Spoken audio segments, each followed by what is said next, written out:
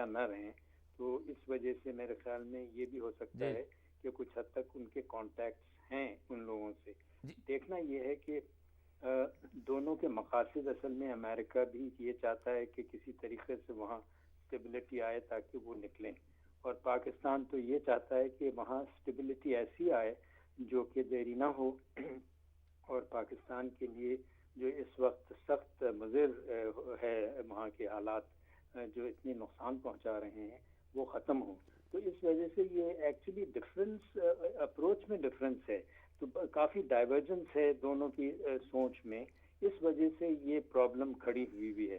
میں یہ سمجھتا ہوں کہ ایک کمپرومائز اس وقت ہوا ہے وہ یہ کہ وہ کہتے ہیں جیسے واشنگٹن پوسٹ کو اگر ہم اس پر کوئی اعتماد کریں کہ جو انہوں نے رپورٹ دی ہے اس میں کوئی اصلیت ہے, تو انہوں نے تو یہ کہا ہے کہ سی آئی اے کو انہوں نے زیادہ اسپیس یا اجازت دی ہے کہ آپ وہاں آپریٹ کریں. تو اس سے یہ ظاہر ہوتا ہے کہ دونوں ممالک اس پر راضی ہوئے ہیں کہ اپنی انٹیلیجنس کو زیادہ آپس میں ہم آہنگی لائیں, ایک دوسرے کو بتایا جائے کہ بھئی ان کی موومنٹ اس وقت یہ ہوئی, ہمیں اس کا شاید کوئٹہ میں شہر میں بھی یہ لوگ چھپ سکتے ہیں, کراچی بھی جا سکتے ہیں, تو اس لیے آپ نے دیکھا وہ برادر کو بھی انہوں نے کراچی سے پکڑا, تو یہ بہت ممکن ہے کہ کچھ لوگ کراچی میں بھی موجود ہوں یا کوئٹہ شہر میں بھی ہوں یا کیمپس میں بھی ہوں. تو وہاں سے ایک اگر واقعی میں پاکستان ان کو اس کا علم نہیں ہے تو پھر تو سود مند ہوگا, لیکن اگر پاکستان جنرل صاحب ایک میں عرض کروں یہاں پر کہ ٹھیک ہے آپ کی بات, آپ نے ایک بڑا اہم نقطہ اس میں دیا کہ وہ سمجھتے ہیں پاکستان کی انٹیلیجنس ایجنسی سمجھتی ہیں کہ کچھ لوگ ہمارے مفاد میں ہیں. ایک سوال آپ کو بحیثیت ایک عسکری ماہر کے اور ایک طویل عرصہ فوج میں گزارنے کے, کہ امریکہ جہاں سے جانے کو تیاری کر لیتا ہے اور نکل جاتا ہے اور دو متحارب گروہ رہ جاتے ہیں, ایک ہے طالبان اور دوسرا ہے شمالی اتحاد, پاکستان کے لیے آپشن کیا ہوگی؟ جی میرا تو یہ خیال ہے کہ جی آپ مجھ سے پوچھ رہے ہیں. جی آپ سے پوچھ رہے ہیں پاکستان کے لیے آپشن کیا ہوگی, کس کا تھا؟ ایک طرف شمالی دو ہی رہ گئے. میرے لیے تو میں اگر مجھ سے آپ پوچھیں پاکستان کا بیسٹ آپشن یہ ہے کہ آپ افغانستان کے لوگوں کو خود ڈیسائیڈ کرنے دیں کہ وہ کس قسم کی حکومت چاہتے ہیں. جنرل صاحب یہ تو ممکن دکھائی اس لیے نہیں دیتا, لیکن دیکھیے نا اس وجہ سے نہیں, ہم اگر مداخلت کرتے ہیں تو ہم نے کیا پایا ہے ابھی تک, یہ دیکھنا ہے کہ جو پچھلی پالیسیز ہم نے اختیار کی کیا واقعی میں ہم نے ان کی گڈ ول حاصل کی. طالبان سے ہم نے پچھلی دفعہ بھی کیا حاصل کیا. میں یہ نہیں کہہ رہا ہوں کہ ہم طالبان کو وہاں ختم کر سکتے ہیں, طالبان ایک حقیقت ہے, اور اس کی وجہ یہ ہے کہ وہاں کی جو حکومت ہے کارزائی صاحب کی, وہ سمجھی جاتی ہے کہ یہ ایک فورن ایجنٹس ہیں, یہ یہاں کے لوگوں سے ان کا کوئی تعلق نہیں ہے. جنرل صاحب تھینک یو ویری مچ, ہمیں جانا ہے بریک پہ. تھینک یو ویری مچ, آپ ہمارے ساتھ رہے, بہت بہت شکریہ. ناظرین اس وقت جاتے ہیں ایک بریک پر جو کہ بہت ضروری ہے.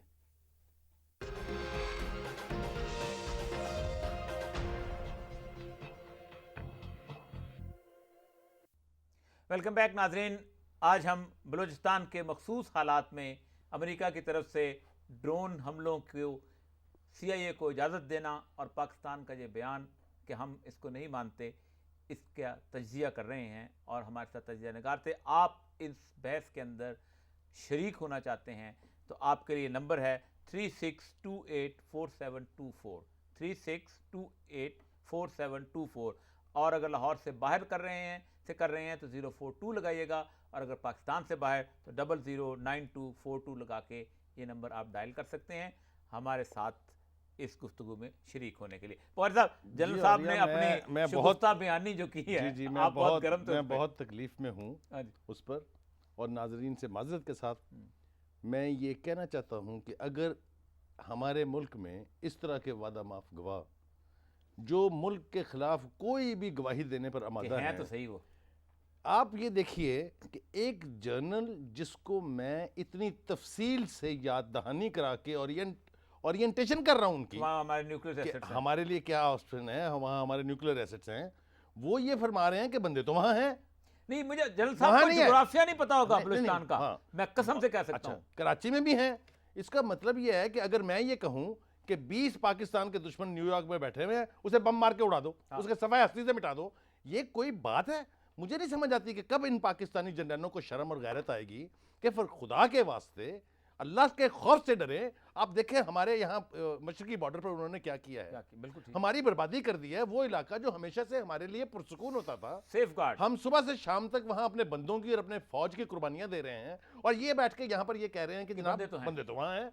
یہ کیا ایٹیٹیوڈ ہے؟ دیکھیں میں نے 25 سال اس علاقے میں گزارے ہیں, اور مجھے اتنا پتا ہے ایک بندہ کہیں چھپ سکتا ہے لیکن شورا آپریٹ نہیں کر سکتا اس پورے علاقے, امپاسبلٹیز میں سے. میں تو ان بلوچستان کے لوگوں کو جو نیشنلسٹ لیڈرشپ ہے سلام پیش کرتا ہوں, وہ جو مرضی لڑائی لڑ رہے ہیں لیکن وہ امریکہ کو ویلکم کرنے کے لیے اور اس کو جواز دینے کے لیے تیار نہیں ہے. یہ کوئی بات ہے؟ ایک کالر ہے ٹیکسلا سے. جی السلام علیکم. جی السلام علیکم. ہلو السلام علیکم. جی نذیر صاحب فرمائیے. ولی جان صاحب اور مفتی صاحب, دل کی تہ سے آداب سلام قبول کیجئے. جی بہت شکریہ آپ کا.